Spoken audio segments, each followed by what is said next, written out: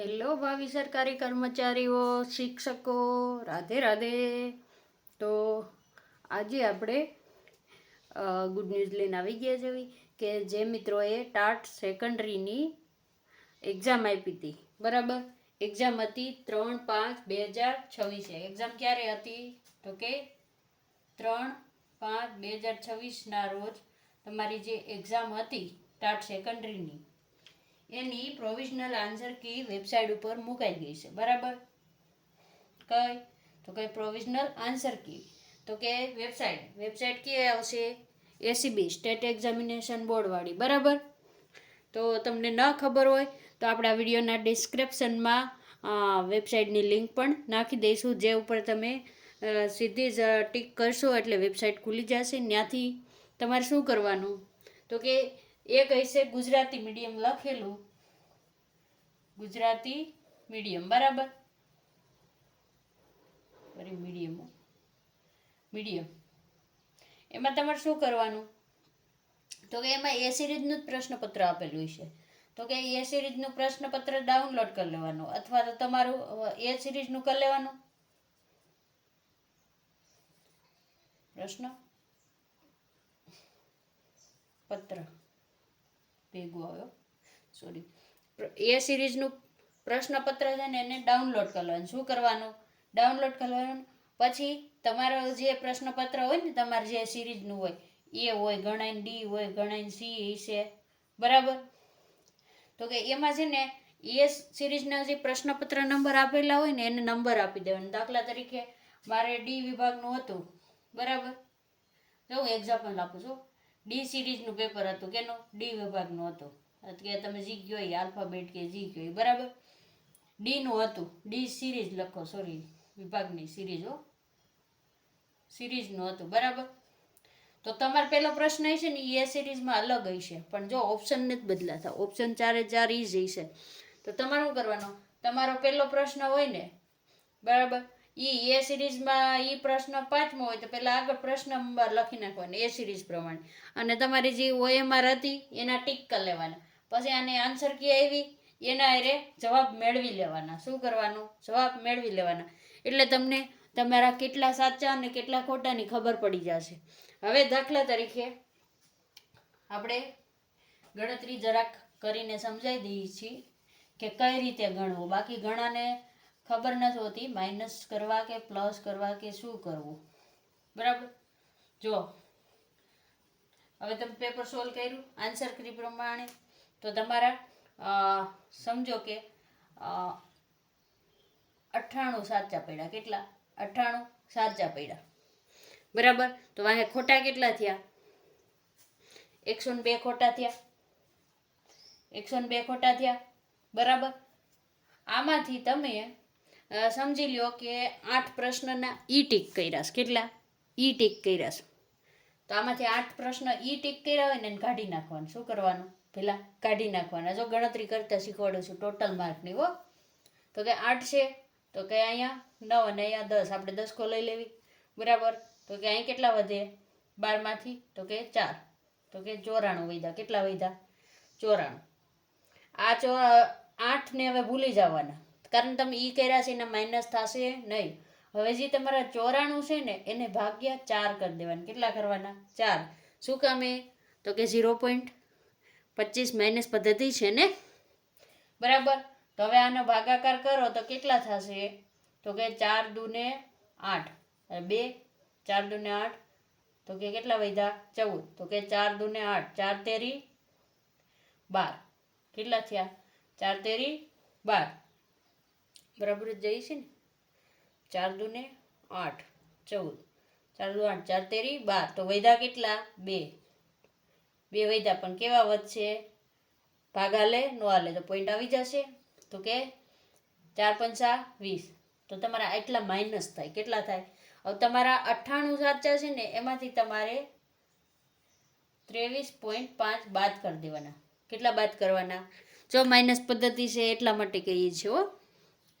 તો કે અહીંયાથી આપણે 7 આવી જાય, અહીંયા 10 આવી જાય, તો અહીંયા 5 પોઈન્ટ, જો આ રેન્ડમલી ગણતરી છે, હો.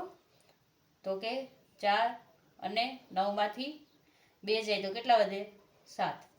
તો તમારા ટોટલ માર્ક કેટલા થાય? 74.5. આ રીતનું તમારે પેપર સોલ્વ કરવાનું થાય. ઘણા માઇનસ ને સરેરાશ ને ગણે ને, પણ જો વાંધા અરજી થશે 100% થશે. કારણ અત્યારથી જ 4 થી 5 પ્રશ્નમાં તો વાંધા અરજીના પ્રશ્ન મળી ગયા છે આપણને. એક તમારો ગણિતનો છે, એક એ સિરીઝનો પહેલો જ છે, બરાબર. એક કંઈક બીજો પ્રશ્ન છે વિદ્યાર્થીની લખવાનો તો ને વિદ્યાર્થીઓ લખ્યું છે ઓપ્શનવાળા, બરાબર. એવા ઘણા પ્રશ્નો છે. પણ પહેલું કામ તમારે શું કરવાનું? 74 થયા તો તમારે મેન્સની તૈયારી ચાલુ કરી દેવાની. જે પણ મિત્રોને આ રીતે ગણતરી કરવાની, આન્સર કી આવી છે તો બધું ચેક કરીને આ રીતે માઇનસ પ્લસનો હિસાબ કરીને અને શું કરવાનું, જેને 65 કે 65 પ્લસ થાય છે ને, માર્કર બંધ થઈ ગયું, જે મિત્રોને 65 કે 65 પ્લસ થાય છે ને એને તો આખો બંધ કરીને મેન્સની તૈયારી ચાલુ કરી દેવાની. મેન્સની તૈયારી ચાલુ કરી દેજો. શું કામ કે કટ ઓફ છે ને 65 પ્લસ થઈ રહી શકે ને 70 તો ફાઇનલ આપણું કીધેલું જ છે કે 70 આસપાસ તો રહેવાનું જ છે. પણ જો ટાટ હાઈ સેકન્ડરીનો તમે જોયું કે કેટલી ટાટ હાઈ સેકન્ડરી શું થયું ખબર છે ને તમને? ટાટ એસએચમાં શું થયું છે તો કે 3000 પ્લસ વાંધા અરજી થઈશ. કેટલી? 3000 પ્લસ વાંધા અરજી થઈ છે. તમને ખબર છે એમાં કમસે કમ ગમે એ કરે તો 7 થી 8 માર્ક તો સુધરવાના જ. 7 થી 8 માર્કમાં ગ્રેસિંગ ને ડબલ જવાબ ને બધુંથી આવશે જ. તો વિદ્યાર્થી મિત્રો, ભાવિ શિક્ષકો, તમે સમજદાર છો, બરાબર. અને જેટલી વધારે અરજી કરશો ને એટલા માર્ક સુધરશે. કારણ કોઈ એક પ્રશ્ન છે તમને એનું પ્રૂફ મળી ગયું છે તો તમે એક જ વાંધા અરજી કરશો તો હજી એક્સપર્ટ કમિટી છે ને ધ્યાને નહીં લે. પણ એની પ્રશ્નની 50 થી 100 જશે અરજી તો શું થશે? તો એને એમ થશે આ પ્રશ્નમાં રિયલી વાંધો હશે કે જવાબ ખોટો હશે, એટલા માટે આટલી અરજી આવી છે. એક વિદ્યાર્થીની અરજીને ધ્યાને ના લે. પણ જો તમે 50 થી 100 એક જ પ્રશ્નમાં અરજી કરો તો એ પ્રશ્ન ઉપર વજન પડી જાય, ઠીક આમાં ખોટું હશે. તો આપણે એક એ પણ અપીલ કરવાની છે કે પણ જે પણ મિત્રો આપણો વિડીયો જોઈ રહ્યા છે ને એને જો કોઈ પણ વાંધા અરજીનો પ્રશ્ન ને પ્રૂફ મળે ને તો અમને મેસેજ કરો કમેન્ટમાં. આપણે એને ટેલિગ્રામનો આપણો અકાઉન્ટનો નંબર દઈશું, તમે અમને એ પ્રૂફને એ આપો, અમે આ વિડીયો બનાવી અને બધાને આપશું. શું કામે? જો તમે એક અરજી કરશો ને તો મેળ નહીં પડે. પણ જો તમે એ પ્રૂફને શેર કરશો, આ રીતનું છે, અમે એને જોશું અને અમને એમ લાગશે કે આ પ્રશ્ન સુધરવાનો છે તો આપણે એને યુટ્યુબમાં જેમ ટેટ 1માં બધાએ ખબર છે ને તમને, ટેટ 1માં કે બધાએ પ્રૂફ પોતાના ફોટા મૂક્યા હતા ડીએલએડના મોડ્યુલના કે આ પ્રશ્ન આ જવાબ આ ટીક કર્યો હતો, બરાબર. તો એક નમ્ર અપીલ છે કે જેને પણ આ રીતના પ્રશ્ન જડી ગયા હોય, ભલે તમારા મેઇન વિષયના હોય કે પેપર નંબર 1ના હોય, તમારે જનરલ પેપરના, બરાબર, કોમન પેપરના, બંનેના દેજો. આપણે મિક્સમાં તમતાર વિડીયો બનાવી દઈશું, જનરલના અલગ રાખી દઈશું, બાકી વિષયવાળી છે એને પણ આપણે આપી દઈશું. કારણ તમારા વિષયમાં જો તમને ખબર પડી ગઈ અને પ્રૂફ મળી ગયું છે તો અમને શેર કરવા વિનંતી, એટલે અમે બીજા વિદ્યાર્થીઓને પહોંચાડી શકીએ. જો તમે એકલા તો નહીં પહોંચાડી શકો તો તમારે ગમે એનો સહારો લેવો પડે, કાં સોશિયલ મીડિયા કે ગમે એ. ટેટ 1ના તમે જોઈ લ્યો, અત્યારે ટેટ 1માં વાંધા અરજીના સોડા આખી PDF ફરતી થઈ ગઈ હતી, ત્યારે થોડાક પ્રશ્નો સુધરી ગયા હતા. જેટલી અરજી વધારે એટલા પ્રશ્નો વધારે સુધરવાનો ચાન્સ છે. અને આ કંઈ તમારે મેઇન પરીક્ષા નથી કે આ મારાથી આગળ નીકળી જાય તો મારે નથી કરવું, હું તો પાસ થઈ ગયો છું, એવું ના વિચારતા. તમારે તો મેન્સ ઉપર જ ફોકસ છે. તમારે આ તો ખાલી પાસ થવા માટે જ છે કે તમે મેન્સમાં ક્વોલિફાઈડ છો, એના માટે છે. તો જે વિદ્યાર્થી મિત્રો પાસે પ્રૂફ હોય ને એ અમને કમેન્ટ કરજો. 24 કલાક કે એટલામાં હું લગભગ કમેન્ટ જોઈ જ લઉં છું બધાની, તમને રિપ્લાય આપી દઈશ કે તમારી પ્રૂફ મને PDF આપો કે ખાલી ફોટા આપો તો પણ ચાલશે. બસ ખાલી પ્રૂફ ને પ્રશ્ન સેન્ડ કરો જેથી અમે બીજા વિદ્યાર્થીને પહોંચાડી શકીએ, બીજા પણ એમાં ઓનલાઈન અરજી કરી શકે. શું કામે કે હવે તમારે ઓનલાઈન અરજી કરવાની છે, ઓફલાઈન એવું કાંઈ નથી. કોઈ પણ કોમ્પ્યુટરવાળાને ત્યાં જાઓ, તમને નથી આવડતું, પ્રૂફ દો, કોમ્પ્યુટરવાળા 50 થી 100 રૂપિયા લઈને તમને અરજી કરી જ દેશે. બરાબર ને? હું તો એમ કહું છું કે મોબાઈલમાં પણ ડેસ્કટોપ મોડમાં થાય છે, તો અરજી બધાએ કરી દેવી. હવે આપણે હમણાં જ આગળ કહું છું કે અરજી ક્યાં કરવી, કે કેટલી છેલ્લી તારીખ છે, બધું આપણે જોઈએ. બરાબર? તો કે વાંધા અરજી કરવાનો સમયગાળો, તો જો તમારું રિઝલ્ટ આન્સર કી કાલ 16 તારીખે આવી ગઈ. બરાબર? તો કે પહેલા તો કે વાંધા અરજી કરવાનો સમયગાળો છે ને તમને કેટલો આપ્યો છે, તો કે 18/5/2026 થી તમે 25/5/2026 લગીન વાંધા અરજી કરી શકશો. શું કરી શકશો? વાંધા અરજી થઈ શકશે. તો હવે તમારી પાસે કેટલા દિવસ છે જોઈ લ્યો તમે. 7 દિવસ જેવું થયું. 7 દિવસ જ તમને સમય આપ્યો છે. તો જેટલે વહેલામાં વહેલી તકે આજે જ પ્રૂફ ભેગા કરવા મળો અને એમને શેર કરો, અને વિડીયોને પણ શેર કરજો, જેથી ટેટ ટાટવાળા કોઈ પાસે જો પ્રૂફ હોય તો અમને મોકલી શકે. અમે વિડીયો બનાવીને બધાને દેવાની કોશિશ કરશું. બરાબર? તમને પેજ નંબરને આપી, તમારી પાસે બધું મટીરિયલ હોય સરકારી પુસ્તકોનું, તો તમે એમાંથી પણ સ્ક્રીનશોટ કે ફોટા પાડીને અરજી કરી શકો છો. હવે તો કે અરજી કેવી રીતે કરવી, તો કે પહેલાં અરજી છે ને એની એસીબીની એક આ વખતે તમે હાઈ સેકન્ડરી કરી હોય ને તો એને આ વેબસાઇટ ઉપર કરવાની કીધી છે, એસીબી oakley.com ઉપર અરજી કરવાની છે, ઓનલાઈન અરજી કરવાની છે. આમાં તમે તમારું પહેલાં લોગિન કરી લેજો. બરાબર? નંબર નાખીને. એ બધો તમને યુટ્યુબમાં બીજાનો વિડીયો મળી જશે, એટલે આપણને જો અહીં સમજાવવાની મજા ન આવે.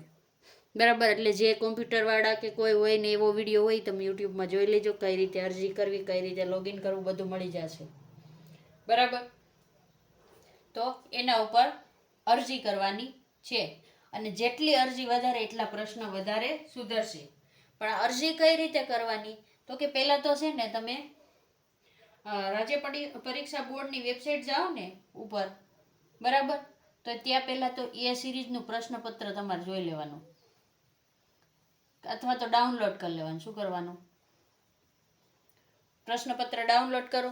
અને જો તમારે ગમે એ સિરીઝનું હોય, તમારે વાંધા અરજી કેના પ્રશ્નની કરવાની, એ સિરીઝના પ્રશ્નપત્રમાં તમારો પ્રશ્ન ગોતી અને વાંધા અરજી કરવાની છે. એનું આખું ફોર્મેટ તમને ઓનલાઈન મળી જશે. આપણે અહીંયા ઓનલાઈન નહીં સમજાવી શકીએ, એના માટે સોરી. બરાબર? તો આ રીતે તમારે વાંધા અરજી કરવાની છે.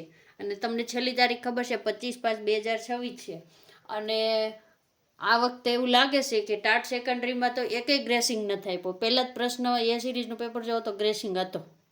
હાઈ સેકન્ડરીમાં એકમાં તો ગ્રેસિંગ આપી દીધો હતો. બરાબર? પ્રોવિઝનલ આન્સર કે આવી ત્યારે એક પ્રશ્નમાં તો ગ્રેસિંગ આપ્યો હતો, આમાં તો આપ્યો જ નથી. એટલે વાંધા અરજી થવાની જ છે. અને આપણા અંદાજ પ્રમાણે જો આમાં જોઈએ ને તો 5000+ વાંધા અરજી થવાનો અંદાજ છે. કેટલો અંદાજ? અંદાજિત 5000+ થવી જોઈએ મારા અંદાજે. શું કામ? એ કે સંખ્યા પણ જાજી છે, અને પ્લસ આપણી પાસે એવા 2 થી 3 પ્રશ્નો છે જેમાં વાંધા અરજી થઈ શકે છે. પ્રૂફ તમારે ગોતવાના છે. પ્રશ્ન હું કહીશ કે આમાં જવાબ ખોટો છે, આમાં સાચો છે, આ આવે. બરાબર? પણ વાંધા અરજી તમારે કરવાની છે. વાંધા અરજી અમે કરશું નહીં, કારણ જેણે પરીક્ષા દીધી હોય એ જ કરી શકીએ, એનો સીટ નંબર નાખી. એટલા માટે આજના વિડીયોને જો સારો લાગ્યો હોય તો લાઈક કરી દેજો, અને કમેન્ટ કરવા ના ભૂલતા. જેની પાસે વાંધા અરજીના પ્રૂફ હોય એ મિત્રો આપજો, તો બીજાને ઉપયોગી થશે. અને તમારા એ મહેનતને આપણે કહેશું હોતન કે આ ભાઈ આપણને પ્રૂફ મોકલેલા છે. બરાબર? તમારા નામ સાથે, કારણ આપણે એ વિડીયો તો મોબાઈલમાં બનાવવો પડશે સ્ક્રીનશોટ લઈને જ. એટલે વાંધા અરજી મોકલવાના જે પણ પ્રૂફ હોય એ અમને મોકલી આપજો. કમેન્ટ કરજો, અમે તમને ટેલિગ્રામનો લિંક મોકલી દઈશું.